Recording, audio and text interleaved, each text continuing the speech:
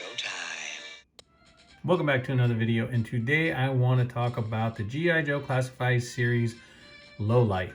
I've been waiting for this guy to come in for a bit, and finally I got him last week sometime, and now I'm doing a review. So let's get a look at this guy, his packaging I should say, and yeah, he is number 85 in the series. I like the fact that the way they did this photo, you have some Cobra Troopers here, picture of Low Light. Here's Low Light standing by the tree. He has a little laptop over here. Really cool. Shows his accessories. The side, of course, you have the QR code. And then on the other side, you have some more artwork. And then, of course, on the back, you have all of Low Light's specs. So let's get this bad boy out of the box and let's talk about Low Light himself. All right, so now here we have Low Light out of the packaging in all his beautiful glory. Now this guy here, he is a sniper for G.I. Joe. Now this guy, you know, his bio says he suffers from some mental issues, but in the cartoon it stated that he had nightmares. Now I have to be honest with you, if you're a sniper and you are taking people out and you're looking at them through a scope, when you are taking them out, you are gonna have some nightmares. Either that or he's afraid of Freddy Krueger. I don't know which, but the point is that he suffers from some nightmares, so he is up all night long for the things that he has seen and the things that he has experienced in his line of duty for not only just G.I. Joe, but for the military themselves. So with that being said, let's take a look at the sculpt of Low Light. So here you have, I mean, I love the fact that they did the dark rings under his eyes. He has his beanie on his head, the blonde hair coming out of the back. Nice face sculpt, very, very well done. Moving down to the collar, he has a red here on the shoulder. Now, I thought originally the red was on this side. I could be wrong. It's been a long time since I've had this figure. I should call my nephew and ask him to dig him up to find out, but I'm pretty sure that it used to be on this side and this was over here. But yeah, anyway, we have the strap here with some grenades on the side, some pouches, some buckles. You know, he's all gray. You have a little bit of texture here on the forearm, down to his belt with a couple more pouches. The back, very nice. Down to his pants, you have the sheath for his knife, and then the sheath for his sat phone right here on the leg. Which is also nice. Then moving down to the legs, more texture like he has on his forearms, and then his boots, which are nicely done. I mean, this figure looks really, really good. Now, I mean, look, my guy, he's a little stiff, not bad when it comes to his joints. Like I said, stiff, not seized, so it's therefore it's not too bad to get him moved. The one thing I will say is this is not like Firefly. You still have that same type of look right here in the waist like Firefly did, but he's not all wiggly waggly, and he feels the same way as Firefly did. So Hasbro did a fabulous job with this guy here, but I just don't understand how they slid backwards when they did Firefly. So it's actually kind of a sad situation that we're still getting certain things. I mean, he moves really well. I mean, mine's a little stiff. Like I said, I just took him out of the box.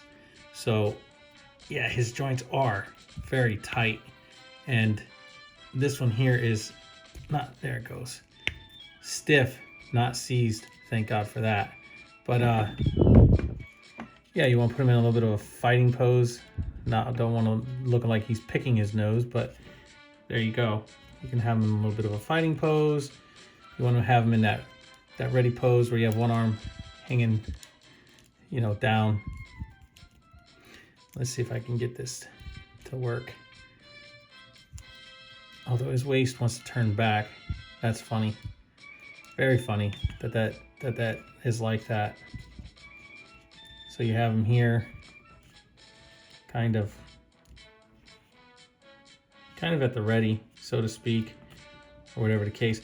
And I mean, yeah, he has his pinless double jointed arms, and of course he has his butterfly hinges and, you know, his knees and are double jointed as well, and they're pinless also. And yes, his knife sheath has slipped up his leg, but can we get him to do other things? Now, I always like to try to do a kick so you guys can see the distance that you can get with the figures as far as when they pose.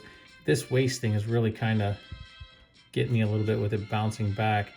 It's not a, you know, it's not going to break the bank, don't get me wrong, but still, I mean, yeah, you can have him do a bit of a high kick, and can you have him do a front kick?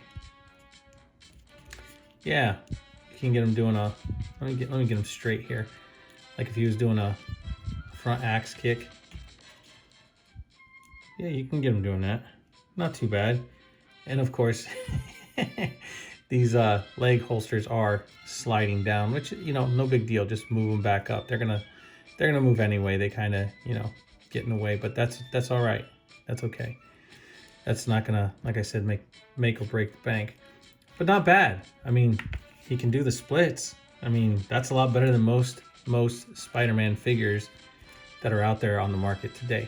So now that we've gone over some of that, showed a little bit of his posing, let's get this guy settled, and let's start taking a look at the accessories that he comes with, because he comes with a lot of cool things. So let's have a look. Starting off with his first accessory, we have his knife. And I have not seen this before in this series, the way they made this knife, and it looks really good. I like the way it has that little groove in the blade itself right there, and then you have the actual handle with some texture. Very nice, and I'm glad that they actually painted the blade silver. They didn't just leave it all black. Very well done. Next we have his satellite phone, and it's all just casted in black, and it's just, you know, it has a little bit of detail. You can see the speaker at the top there, you can see a little bit of the screen, and then you can see the buttons on it, and then you have the back of it as well. And my homeboy CB Hunts, I know he was wondering what this was, but that's exactly what this is. This is a sat phone that he comes with.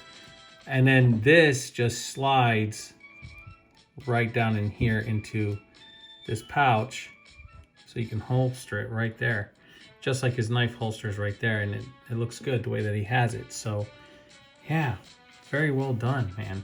Very well done when it comes to the actual accessories fitting on the figure thus far. Next we have his goggles, and of course, you know, they're painted in red the way they're supposed to be on the front. Nothing on the back, just gray plastic.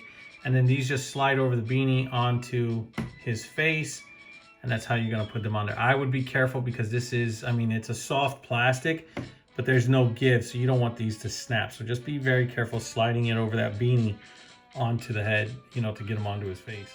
Next we have his Uzi, and I like this, man, because, you know, when he's not sniping people, he has to get up close and personal. I mean, he's got to have a side weapon, right? So the magazine does pull out, and the neat thing about this magazine is that at the top here, this is actually molded out in a different way. So when you plug it in here, see how the bottom is? It's kind of rounded.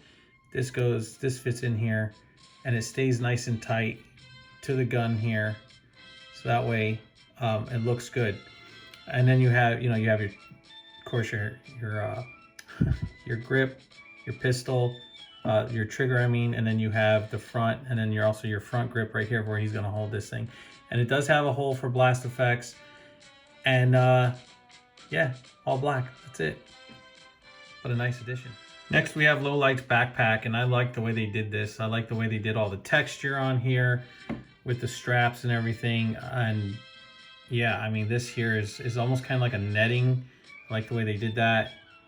More pouches on the side, and I like the way they did this right here. The whole not hard plastic or anything, but more of a canvasy looking type of thing with the backpack. I think it's very nice. And then you have the peg that plugs into the back, and then the side, and of course this will hold his gun on here.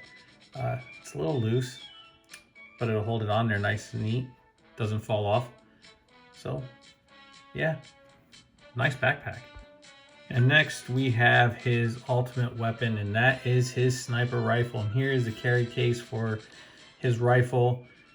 And you can see it has a bunch of cool things on here. You have some pouches here, another spot for holding another weapon or some other gear right here. Very nice. You have the handle, and this is cool because it opens up, and then on the inside of it, oh, and I just popped everything out. You can see where everything was in here, nice and neat. Everything does sit in here. I wasn't expecting that to open like that. But yeah, everything goes right in here, just like that. He had his scope, his sight. They kind of, I know something went onto the floor.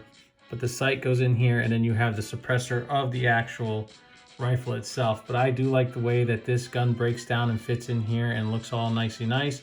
Give me a second to get the other piece that fell to the floor. I'm going to take this gun out, put it together, and then I'll show it off. Okay, so now that I got his sniper rifle all together, let me tell you something. This is a heavy sniper rifle.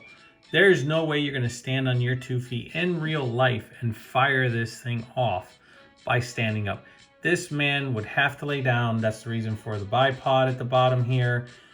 Let me tell you something. When you fire something off, if you ever fired a gun like this, like I have in real life, this thing shoots out such air that the person standing next to you will feel it hit their pants, like if somebody took like an air hose, like a compressor, and literally like shot it at them.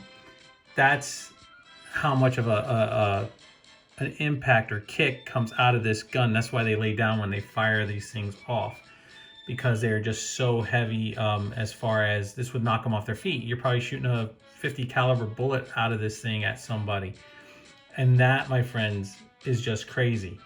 So I mean, I don't know if you guys have ever seen like Smoking Aces, when she sets up her sniper rifle in that hotel room to cover her friend in that movie. Let me tell you something. You get hit by a 50 caliber bullet, you're getting knocked off your feet. Even if you're grazed, you're going to get knocked off your feet. So this is a powerful, powerful weapon. And of course, he has a high-powered scope. So yeah, no wonder why the guy suffers from PTSD from the stuff that he goes through. And I don't know if this magazine is removable here. Oh, it is. Check that out. That is cool. So the magazine is removable from the bottom of the gun itself. But I like the way they did this. Mine's a little warped. I will heat it up. I mean, even though it came in the case like that, it's not a big deal. I'm not going to sit there and harp on it, but very well done. Now, before we get into comparisons, I just want to show one thing off that I didn't show off before. And that is how the backpack plugs into the actual carry case for his sniper rifle. All right, it works in figure form, but in real life, I don't see that going that way, but that's just my opinion. Otherwise, hey man, it works. You can put all this stuff on the figure, and yeah, I mean, it works out well. I just think it's kind of it's different.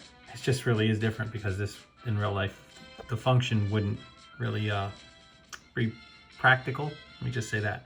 All right, so with that being said, guys, that brings the accessories to an end. Let's get into taking a look at some comparisons.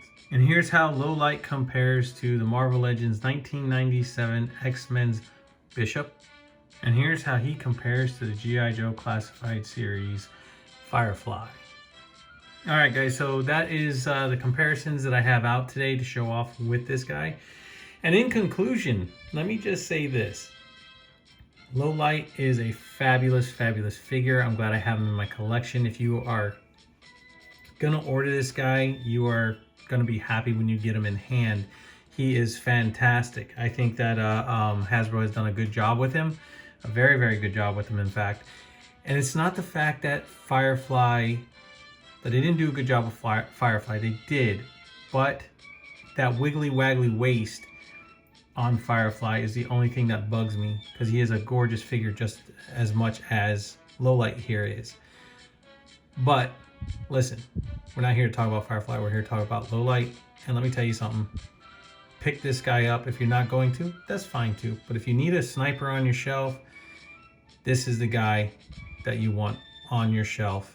most definitely, especially if you are looking to add him to your collection, your classified figures collection and stuff like that. Yes, definitely. But anyways, enough of my rambling, guys. This is my review on Lowlight. I hope you guys enjoyed it. Please like, subscribe, share, and as always, leave a comment down below. Please hit that notification bell so you never miss out on anything new. And I will catch you all on the flippity flip.